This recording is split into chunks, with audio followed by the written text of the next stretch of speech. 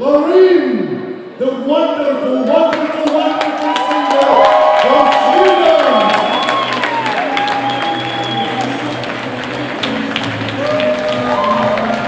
Το τραγούδι αυτό εγώ το έγραψα για την Ελλάδα, αλλά δεν το δέχτηκε.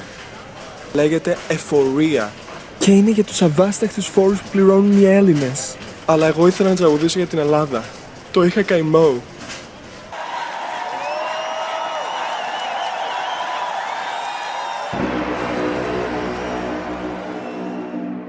Αχ, μου φαίνεται θα πάρω τα βουνά. Αχ, καθόμαι σαν αμένα καρβουνά. Κι αν εσύ μου στέλνεις κι άλλο εξώδικο, εγώ τώρα σου κάνω κολοδάχτυλο. Εφορία,